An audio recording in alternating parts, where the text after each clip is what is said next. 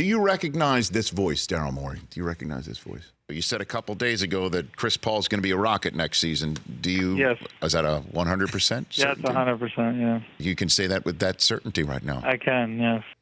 Who is that voice from 5 weeks ago? I think that was a voice manipulator, like Scream, maybe. No, we haven't. That was untouched. That was untouched. I should know in sports. I always go 99.9%. But if you say that, then that does open a door for somebody like me to come crashing through. Like, no, what I is deserve that? I deserve that. No, I do. I did not. I have to admit, I did not anticipate Russell Westbrook to be available. Like, Chris Paul's an amazing player, and we were only going to ever do anything unless we're getting something amazing back. And right. That whole maneuvering, I didn't see. I should have seen it maybe, but I did not see it. Well, but nobody saw Paul George saying, I want out and I'm going to go to the Clippers. I didn't see it at all. He picked them. I mean, there were the rumors he was going to go to L.A. the year before, but when he signed again in Oklahoma City, I was like, oh, he must love it there. So we did not anticipate that, did not anticipate an MVP to be available. And yeah, so I should have gone with 99.9. So. Right. The sort of Michael Jordan, the 0.01% of possibly not being retired. So when you heard that Paul George was going to the Clippers along with Kawhi, did that put a light bulb over your head about Russell Westbrook on the spot?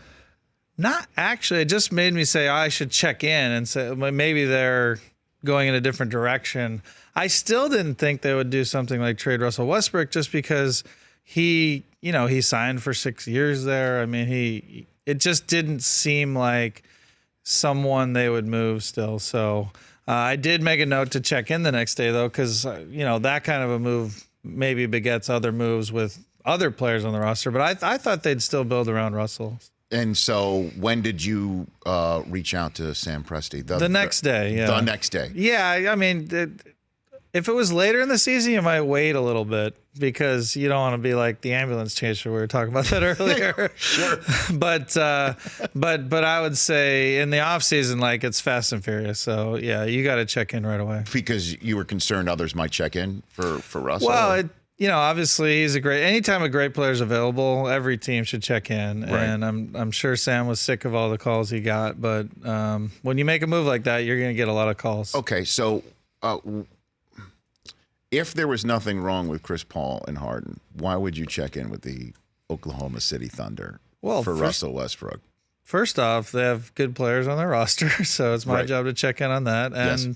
Yeah, I mean, Russell Westbrook, if he's available, is something I've got to investigate. Yeah, if he were traded to a different team for something less than what we would give up, it would be a problem, right? I mean, he's, to get a recent MVP. I think only 4 times in NBA history a team has had 2 MVPs in a 3-year span on the same team, and it's always ended in a championship. Now, obviously, we're going to have to go out and win it, but it's a pretty good formula. When did you first reach Harden, or did Harden first reach you about this subject, Daryl Morey? Yeah, I talked to him the next day because the move happened so late at night. It was like I was stunned. I mean, honestly, it was one of those things where you reach for your glasses and you're like, okay, I'm reading this right? That Paul George and Kawhi are going to be teaming up to go to the Clippers. So you picked up the phone and called the Beard? I've had a lot of upset media people who are like, he didn't time it well. We couldn't put a lot of content together. Sure, right. It.